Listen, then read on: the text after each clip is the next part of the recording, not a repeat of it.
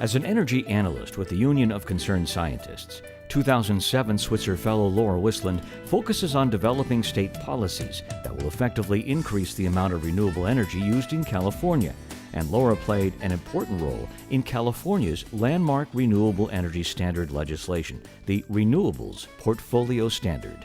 This is Switzer Network News. The thing that we did in California is we established the most aggressive renewable energy requirement in the country. It's called the 33% Renewable Energy Standard. And what it does is it requires all utilities in the state to source a third of their electricity deliveries from clean renewable sources like the sun or the wind by the year 2020. It's the most aggressive standard in the state.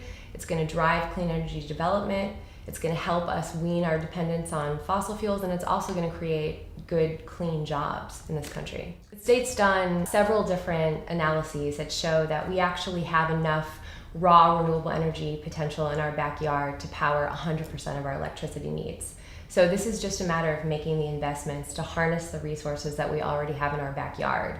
We have companies like General Electric, companies like Siemens that have been around for a really long time that are making huge investments in renewable energy technologies.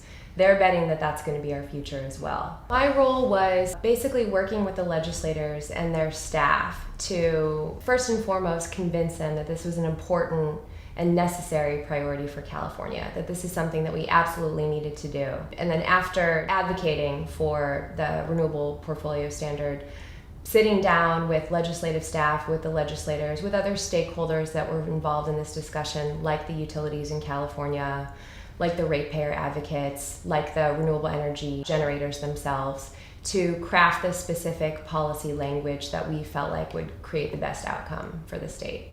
The entire process to get the RPS done took about 3 years, and that's because it's a political process, so politics slows down the gears somewhat.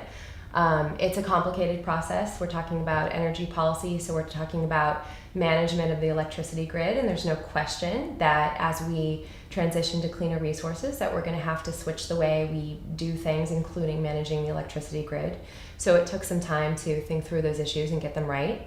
And then it took time to build the public support. But luckily at the end of the day, this was a bipartisan supported issue. Even the utilities were on board with the concept of 33%. So even though we hadn't had the actual requirement passed by the legislature, the energy agencies years ago said this is where the state is headed. This is what you need to be thinking about. So everybody was willing to sit down at the table and talk about these issues. Now, the devil's in the details on a lot of this stuff, so it takes a lot of back and forth, a lot of good faith negotiation to actually come to some consensus. But everybody was there working hard, putting in long hours to get this right. It goes through several different iterations. There's negotiations during each part of the process. Once it got through both houses of the legislature, it has to be signed by the governor.